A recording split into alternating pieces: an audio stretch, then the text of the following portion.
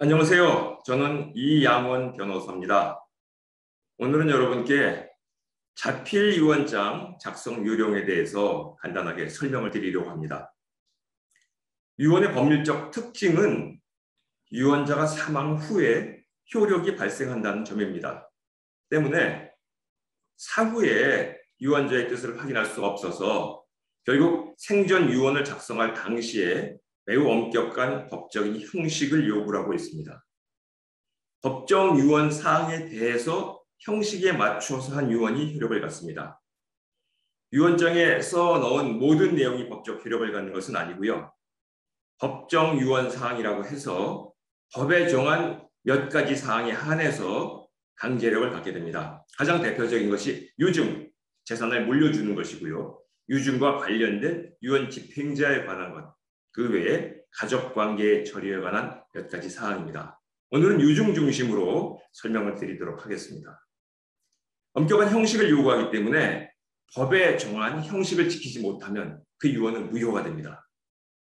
자필 증서에 의한 유언은 법적 유언상에 관해서 반드시 자필로 써야 한다는 점 먼저 유의하시기 바랍니다. 유언장에 필수적으로 들어가야 효력을 발생하는 사항, 유언의 전문과 유언자의 성명, 그리고 유언자의 주소, 그리고 유언서를 작성한 연, 월, 일과 도장 또는 무인을 찍는 것입니다. 앞서 말한 유언의 취지 등 유언사항은 반드시 자필로 써야 한다는 것 다시 한번 강조드립니다. 먼저 재산 상속에 관해서 말씀을 드리겠습니다.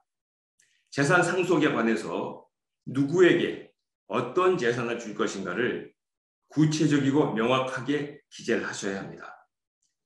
재산 목록을 타이핑해서 붙여서 유언장이 무효가 된 사례도 있습니다. 재산 목록도 유언의 전체 취지에 포함이 되기 때문에 반드시 자필로 쓰셔야 합니다. 유언을 하지 않으면 상속 재산은 법에 정해진 순서에 따라서 법정 상속인에게 법정 상속분에 따라 넘어가게 됩니다. 유언을 한다는 것은 그 순서를 바꾼다는 것이죠. 사후에 나의 재산을 어떻게 처분할 것인가에 관해서 명확한 의사를 표시하는 것, 그것이 바로 유언장을 작성하는 것입니다.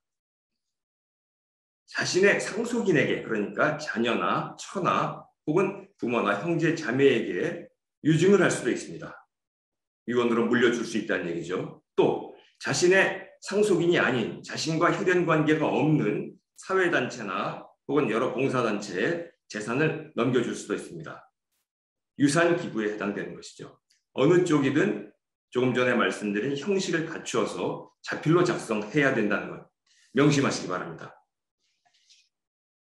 제시해드린 그 유언장 서식에 여러 가지 내용이 포함되어 있습니다. 핵심적인 내용 중에 하나, 인감도장을 찍어야 되냐라고 문의하시는 경우가 있는데요. 인감도장 아니라도 상관이 없습니다. 무인도 상관이 없습니다.